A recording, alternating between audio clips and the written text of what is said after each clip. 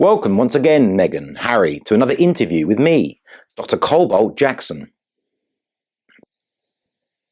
What's up, C? Well, so much has been going on, Meghan. The first episode of your new podcast has been released, and we'll jump onto that later. But now I'd like to discuss the quite astonishing interview you gave with Cut magazine.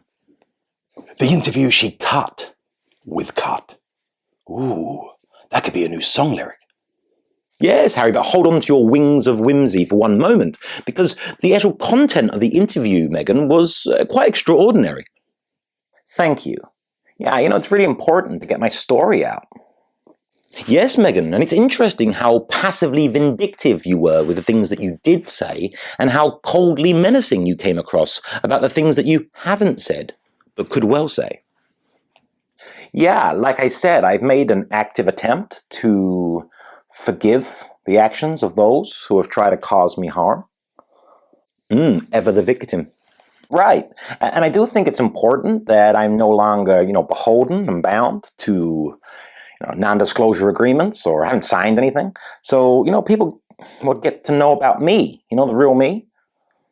Which they've been desperate to do.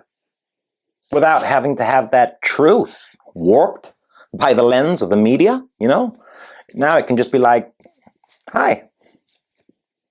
Yes, Meghan, well, I'm sure there are dozens of people around the world eager to hear about the real you.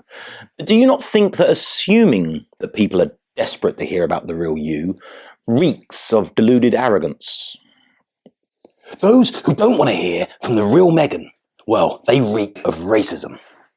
It's a word I don't like to use too often. Racism. Racism. Racism. And besides, I'm sure that many people are going to be on the edges of their seats, wondering, what is it that she hasn't said, right? Yes, returning to that, even the interviewer from the magazine said that you sounded oddly threatening and menacing. It's almost like you're a Bond villain, Meghan. Yeah, and she has ways of making you talk. She threatens to read a chapter of The Bench. Yes, it almost makes me wonder whether you're auditioning for the head of the World Economic Forum after Klaus Schwab passes away, although that might not be until his 200th birthday.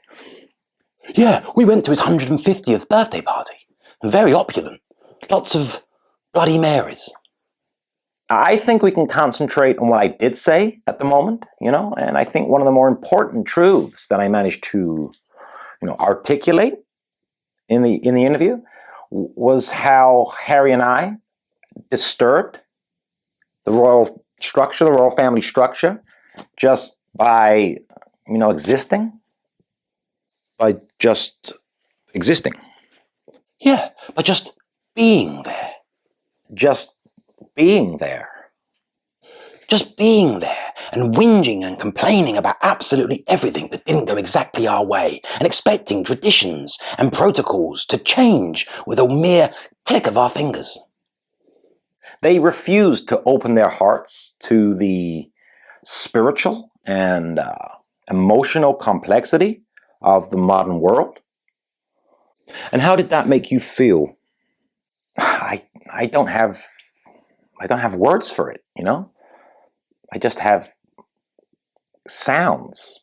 Perhaps you can just transcribe, the meaning of these sounds. It's like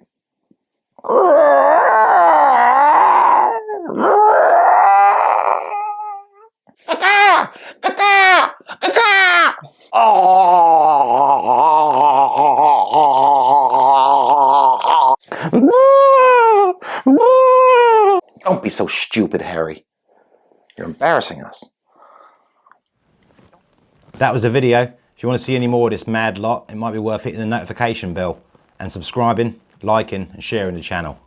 Thanks.